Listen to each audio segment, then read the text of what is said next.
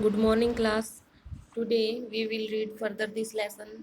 Our today's topic is economic activities by men and women. पुरुषों और महिलाओं के आर्थिक क्रियाकलाप.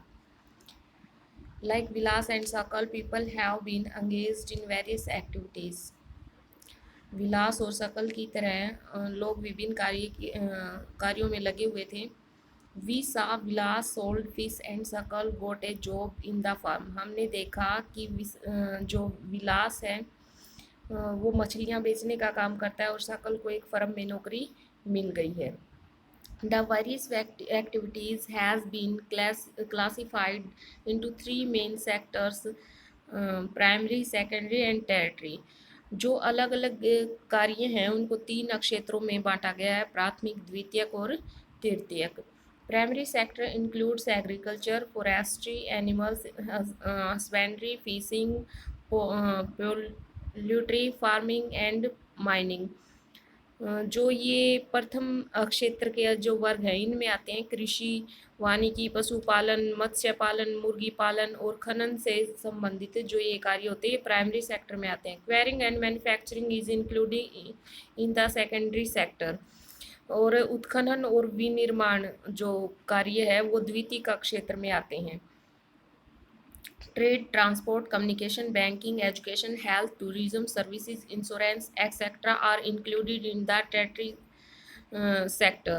और तृतीयक जो क्षेत्र है उसमें व्यापार, परिवहन, संचार, बैंकिंग, बीमा, स्वास्थ्य सेवाएं, पर्यटन सेवाएं और ये चीज़ें आती हैं. Economic activities have two parts. Economic जो एक्टिविटीज़ हैं उसके टू पार्ट हैं, मार्केट एक्टिविटी और non market activity. Market activity वो होती है जिसमें involve remunerations to any one who perform activity performed for play और प्रॉफिट. इसमें क्या है कि जो क्रियाकलाप राष्ट्रीय आय और मूल्य वृद्धि करते हैं, ऐसी जो बाजार की क्रियाएं हैं, these include production of goods and services including government services. जो बाजार की क्रियाएं आय और लाभ के उद्देश्य से क्रियाएं की जाती हैं और जिनमें वेतन का भुगतान किया जाता है. और इनमें क्या होती हैं, जो गवर्नमेंट सर्विसेज होती हैं वो भी साथ में होती हैं और सेवाओं का उत्पादन भी शामिल होता है. Non market activities are production for self consumption. और नॉन मार्केट एक्टिविटीज़ होती हैं जो अपने कंजप्शन के लिए यानी कि अपने उपभोग के लिए की जाती हैं.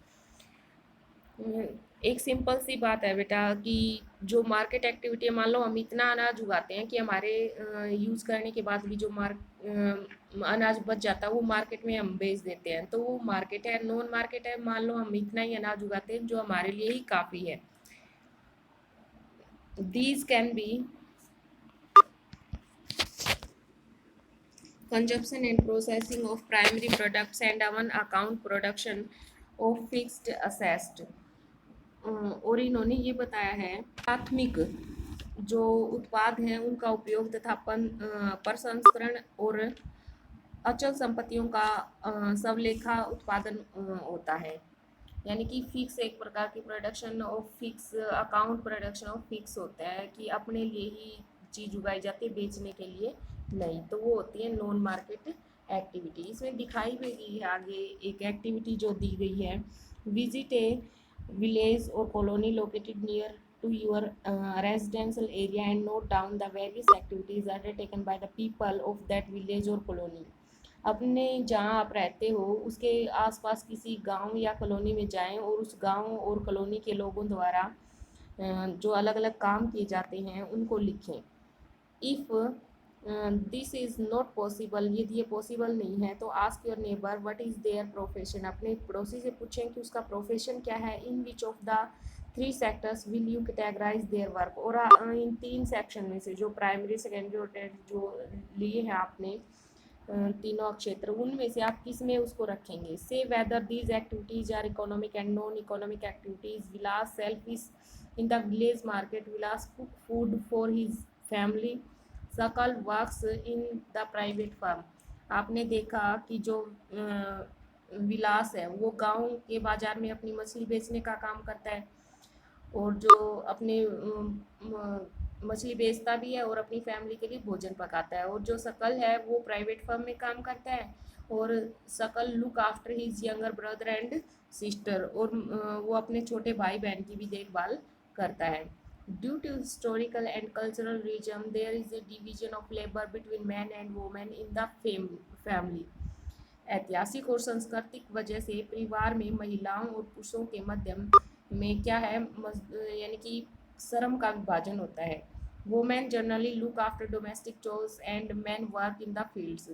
जो महिलाएं हैं वो ज़्यादातर घर का काम करती है और पुरुष बाहर खेतों में कार्य करते हैं। Suckles mother Sheila cook food, जो सकल की मदर है शीला वो खाना पकाती है।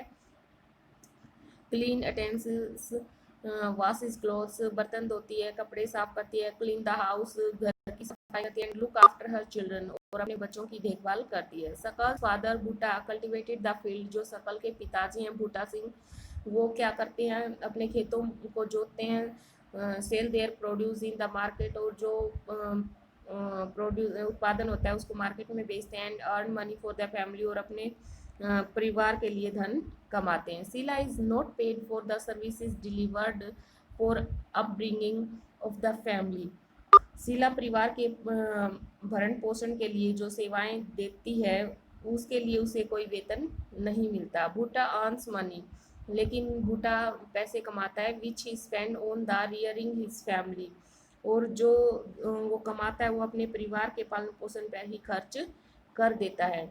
वो women are not paid for there services delivered in the family, और महिलाओं के लिए जो वो काम करती हैं अपनी फैमिली के लिए उनके बदले उसको कोई मजदूरी नहीं मिलती। There works is not accounted in the national income, और जो उनका काम है वो नेशनल इनकम में नहीं काउंट किया जा सकता है, नहीं काउंट करते हैं। Which is a sum total of goods and services produce in a country, जो कि देश की उत्पादित वस्तुओं और सेवाओं का कुल योग है, उसमें उनको शामिल नहीं किया जाता है।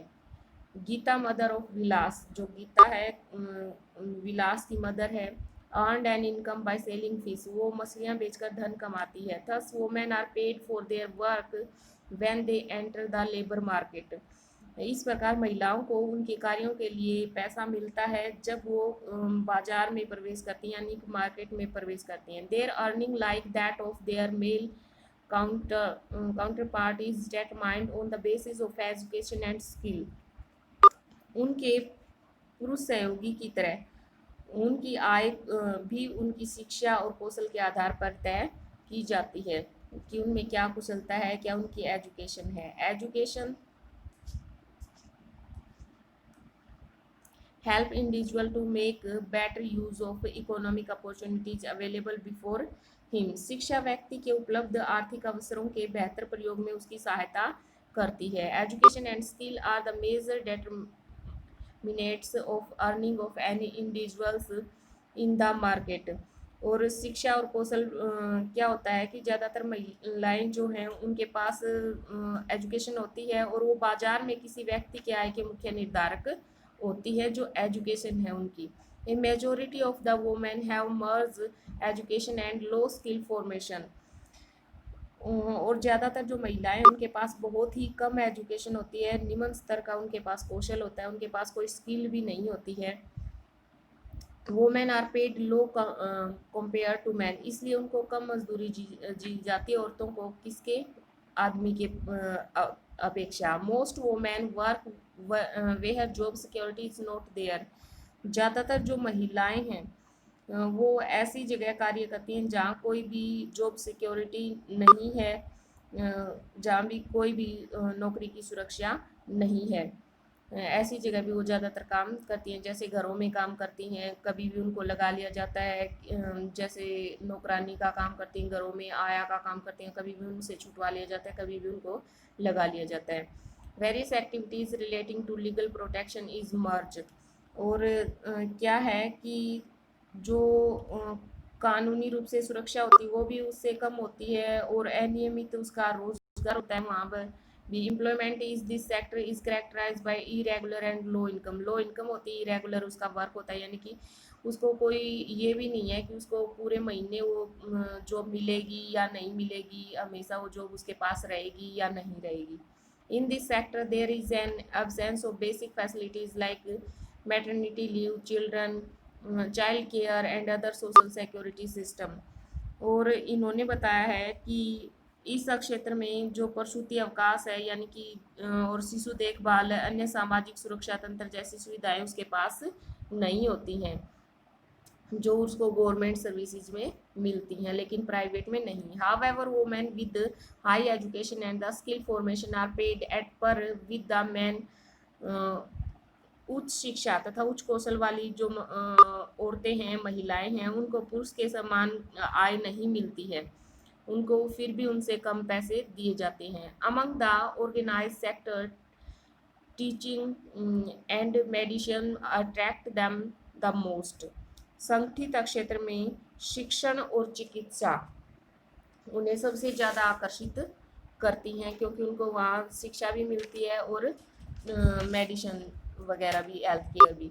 सम women have entered the administrative and other services including those which need high level of scientific and technological services. कुछ महिलाओं ने प्रशासनिक और अन्य सेवाओं में प्रवेश किया है जिसमें वैज्ञानिक और प्रौद्योगिकीय सेवा के उच्चतर शिक्षा की आवश्यकता पड़ती है। Ask your sister or your classmate what she would like to take up as a career. आप अपनी बहन अथवा कोई भी साथ पढ़ रही है आपके अगर लड़की है तो उससे पूछिए कि वह भविष्य में क्या करना चाहती है। क्वालिटी ऑफ पॉपुलेशन, जनसंख्या की गुणवत्ता, क्या क्वालिटी है जनसंख्या की। The quality of population depends upon the literacy rate. जनसंख्या की जो गुणवत्ता है वो साक्षरता दर पर निर्धारित है। Health of a person indicate by the life expectancy and skill formation acquired by the people of the country. जी जो लाइफ एक्सपेक्टेशन है उस पर है। हेल्थ किसी भी जो व्यक्ति है उसके पास जो स्वास्थ्य सेवाएं हैं उन पर, तथा उस लोगों को जो कौशल प्राप्त है उन पर निर्भर करती है क्वालिटी ऑफ पॉपुलेशन कि कितने लोगों के पास स्किल है, कितने उनके बर्थ रेट हैं, कितने उनकी लाइफ एक्सपेक्टेंसी है, हेल्थ केयर कैसी है, इन चीज़ों पर डिपेंड करती है।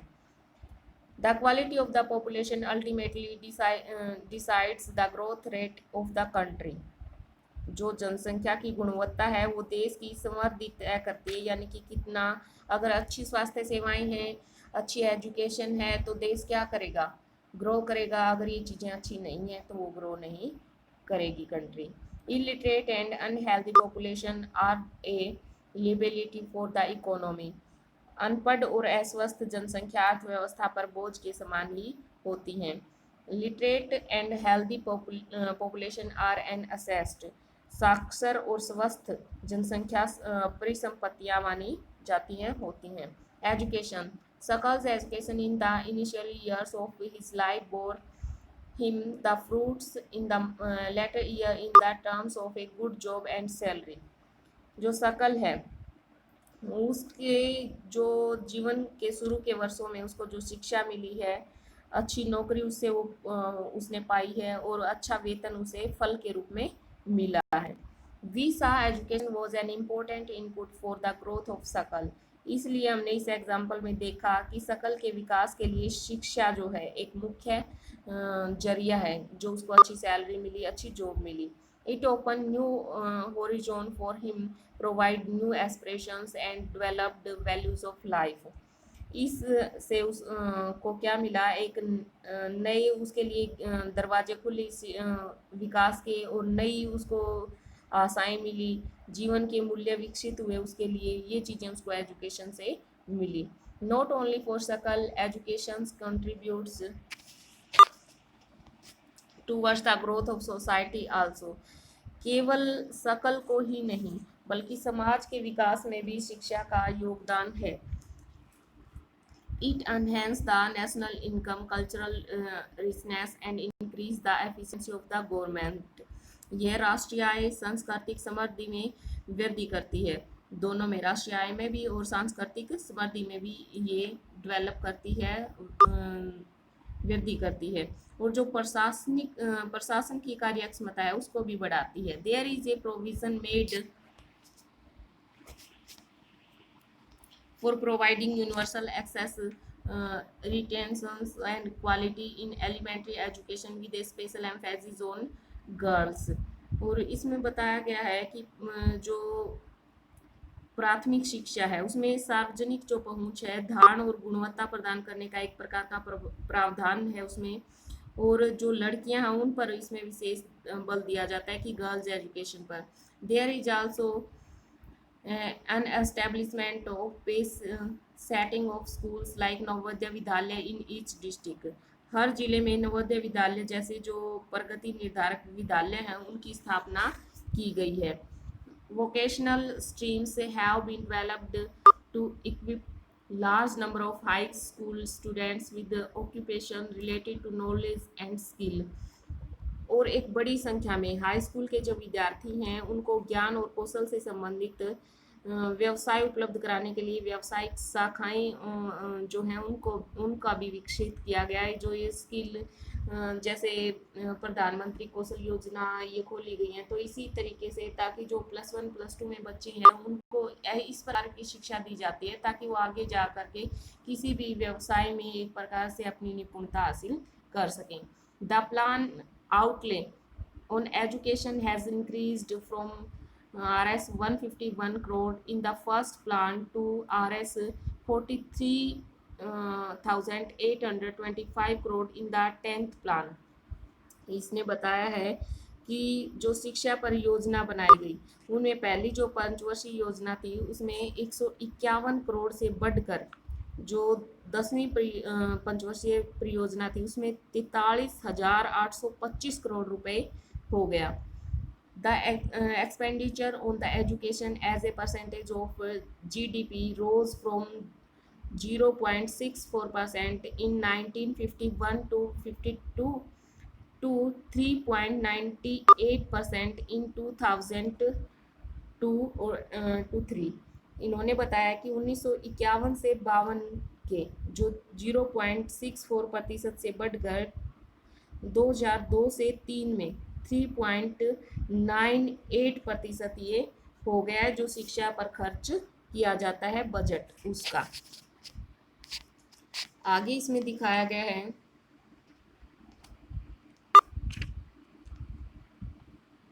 स्टडी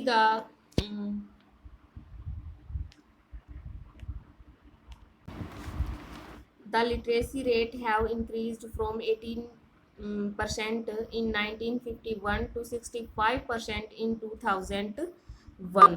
इसमें जो साक्षरता दर है वो 1951 के 18% से बढ़कर 2001 में 65% हो गई है। Literacy is not only A right, it is also needed if the citizen are to perform their duties and enjoy their right properly। साक्षरता हर एक नागरिक का न केवल अधिकार है बल्कि यह नागरिकों द्वारा तय किए गए जो कर्तव्य हैं उनको ठीक प्रकार से पालन करने और अपने अधिकारों को ठीक तरह से लाभ उठाने का एक जरिया है। Literacy among males is nearly 50% higher than females and it is about 50% higher in urban areas as compared to the rural areas। इसमें बताया गया है कि जो साक्षरता दर है 50% ज़्यादा है महिलाओं की तुलना पुरुषों में और 50% ज़्यादा है ग्रामीण क्षेत्रों की अपेक्षा शहरों में। Literacy rates vary from 96% in some district of the Kerala to a below 30% in some part of the Madhya Pradesh. इसमें बताया गया है कि केरल के कुछ जिलों में जो साक्षरता दर है 96% है जबकि मध्य प्रदेश के कुछ भाग में ये केवल 30% से भी कम है। The primary school system has expanded to over 5 lakh villages in India। और जो प्राइमरी स्कूल की प्रणाली है भारत के लगभग 5 लाख से भी ज़्यादा गांव में ये शुरू की गई है, चलाई गई है। Unfortunately this huge expansion of school has been diluted by the poor quality of schooling and high drop out rate। सर्व शिक्षा अभियान is a significant step toward providing elementary education to the all children in the stage group of 6 to 14 years। ये बताया गया है कि दुर्भाग्यवश school शिक्षा के इस प्रसार को शिक्षा के निम्नतर स्तरों और शिक्षा के बीच में छोड़ने के उत्तर दर को कम करने के लिए, क्योंकि बीच में ही शिक्षा छोड़ दी जाती है, इसलिए 6 से 14 ईयर के जो बच्चे हैं उनके लिए सभी स्कूली जो बच्चे हैं उनको वर्ष 2010 इसमें दिखाया गया है कि 2010 में 2010 तक प्राथमिक शिक्षा प्रदान करने की दिशा में उन्हें सर्व शिक्षा अभियान एक प्रमुख देन है। एक प्रकार का लागू किया गया ये सिस्टम कि सर्व शिक्षा अभियान के दौरान 2010 तक जो 6 साल से 14 साल तक के बच्चों को फ्री शिक्षा दी जाएगी, जो प्राइमरी शिक्षा है। It is a time bound initiative of the central government in partnership with the states, the local government, and the community for achieving the goal of universalization of the elementary education. Along with it, bridge course and back to school camps have been initiated to increase the enrollment in elementary education. और इन्होंने बताया है कि जो प्राथमिक शिक्षा सार्वभौमिक लक्ष्य को प्राप्त करने के लिए समुदाय की के साथ जो केंद्रीय सरकार है वो भी एक प्रकार से संबद्ध उसकी समयबद्ध पहल है, और इसके साथ ही जो एलिमेंट्री एजुकेशन है उसका जो नामांकन है उसको बढ़ाने के लिए एक प्रकार के जो सेतु पाठ्यक्रम है, स्कूल लोटो शिविर, इस प्रकार के जो कार्यक्रम हैं वो शुरू किए गए हैं।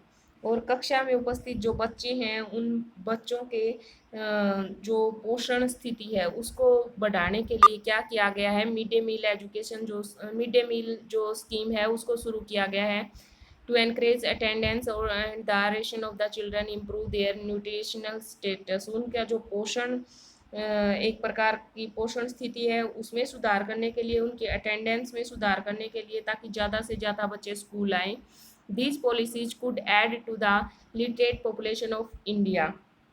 और यही जो नीतियां हैं भारत में जो शिक्षित लोग हैं उनकी संख्या में इनसे वृद्धि हो सकती है। इसमें दिया गया है कि the 10th plan endeavored to increase the enrollment in higher education of the 18 to 23 year age group from the present 6% to 9%। Sorry students, ज़्यादा ही बड़ी वीडियो हो गई है इसलिए हम ये 10th प्लान जो है वो कल करेंगे। Thank you, have a nice